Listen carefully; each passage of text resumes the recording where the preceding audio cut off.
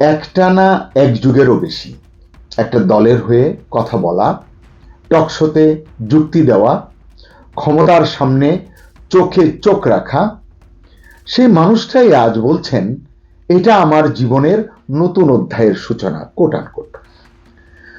সত্যি কি এটা নতুন অধ্যায়, নাকি পুরনো রাজনীতির আরেকটা কঠিন পরিণতি? বলছিলাম ব্যারিস্টার রুমিন ফারহানার কথা, তার বহিষ্কার আদেশের কথা এবং বিএনপির সেই সিদ্ধান্ত নিয়ে যা ইতিমধ্যেই অনেককে অবাক করেছে। ব্যারিস্টার রুমিন ফারহানা পেশায় আইনজীবী, রাজনীতিতে পা রেখেছেন 2012 সালে। বাবা জাতীয় নেতা অলি আহাদের মৃত্যুর পর তার রাজনীতিতে হাতে খড়ি, অনেকেই জানেন তার সম্পর্কে। বিএনপিতে নাম লিখিয়েছেন বেগম খালেদা জিয়ার আহ্বানে, যিনি এখন লোকান্তরিত। বেগম জিয়ার অভিভাবকত্বে এবং ছায়ায় রুমিন ফারহানা বাংলাদেশ জাতীয়তাবাদী দল বিএনপিতে কাজ শুরু করেছেন। এরপর গত 14 বছর বিএনপির জন্য একটানা নিরলস কাজ করে গেছেন। আন্তর্জাতিক কমিটিতে ঠাঁই পেয়েছেন, হয়েছেন সংসদ সদস্য, গণমাধ্যমে হয়ে উঠেছিলেন দলের মুখ, ফেস অফ বিএনপি। বয়স বা অভিজ্ঞতা কম হলেও খালেদা জিয়া তাকে বড় বড় দায়িত্ব দিয়েছেন। এই দায়িত্বই তাকে অন্য নেতাদের থেকে আলাদা করেছে, আবার অনেকের কাছে ঈর্ষার পাত্রও করেছে হয়তো। 2018 সালে জাতীয় সংসদে দাঁড়িয়ে বলেছিলেন, কোট আনকোট, এই সংসদ জনগণের ভোটে নির্বাচিত নয়। তখন সরকারি দল যথেষ্ট বিরক্ত হয়েছে নিঃসন্দেহে, কিন্তু তিনি থামেননি। টকশোতে বিএনপির পক্ষে কথা বলেছেন, বিভিন্ন টেলিভিশনের পর্দায় তাকে দেখা গেছে খুবই আগ্রাসী এবং যুক্তি দিয়ে কথা বলতে। আবার দেখা গেছে দলের ভুলটাও স্পষ্ট উচ্চারণে বলেছেন। কখনো কখনো এমনও হয়েছে দলের পছন্দের বাইরে অপ্রিয় সত্য কথাটি বলেছেন, ন্যায্য কথাটি বলেছেন। এ কারণে অনেকে তাকে পছন্দ করেন। আসলে এটাই তাকে একজন পরীক্ষিত সাহসী নেত্রী হিসেবে পরিচিত করেছে। মঙ্গলবার 30 ডিসেম্বর ভোর 6টায় বিএনপি চেয়ারপারসন বেগম খালেদা জিয়ার মৃত্যু হয়েছে, আমরা সবাই জানি। রাষ্ট্রীয় শোক ঘোষণা করা হয়েছে। সেই সকালেই বিএনপির স্ট্যান্ডিং কমিটির বৈঠক হলো। সেই বৈঠকের সিদ্ধান্ত অনুযায়ী রুমিন ফারহানা সহ 9 জনকে বহিষ্কার করল বিএনপি।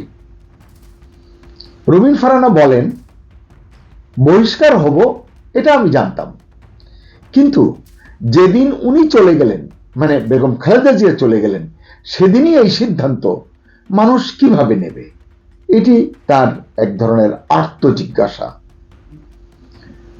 এখানে সময় গুরুত্বপূর্ণ। রাজনীতি শুধু নিয়ম নয়, সময়েরও খেলা, এটি আসলে সকলের বোঝা দরকার। রুমিন ফারহানা বলেন, যিনি আমাকে এনেছিলেন, মানে বেগম খালেদা জিয়ার কথা বলছেন, এটি আমরা বুঝতেই পারি, তার ছায়া আমি ছিলাম। যেদিন তিনি চলে গেলেন, মানে মঙ্গলবার ভোর 6টায়, সেদিনই আমারও যাত্রা শেষ, মানে দলের সঙ্গে তার পথ চলা শেষ। তাই তিনি বলছেন যে এটি কেবল পদ হারানোর ঘটনা নয়, রাজনৈতিক ক্লোজারও বলতে পারেন।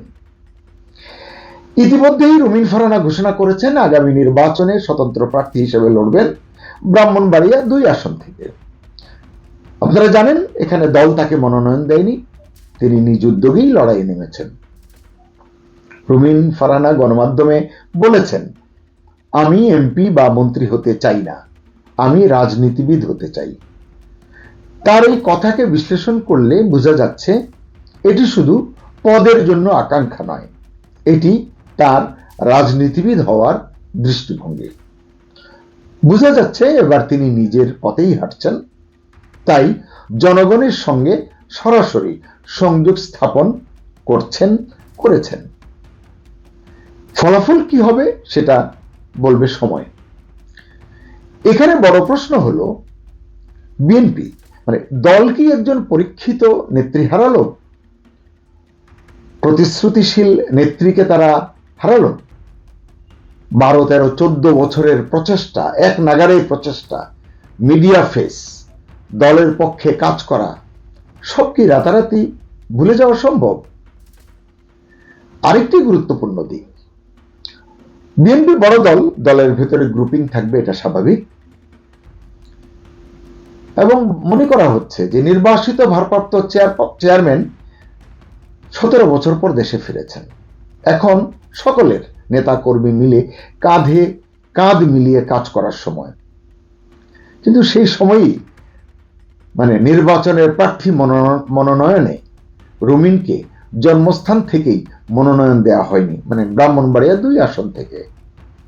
এটি আসলে স্পষ্ট করছে তারেক রহমান দেশে আসার আগে থেকেই হয়তো এক ধরনের পরিকল্পনা ছিল রুমিনকে ছেটে ফেলতে হবে।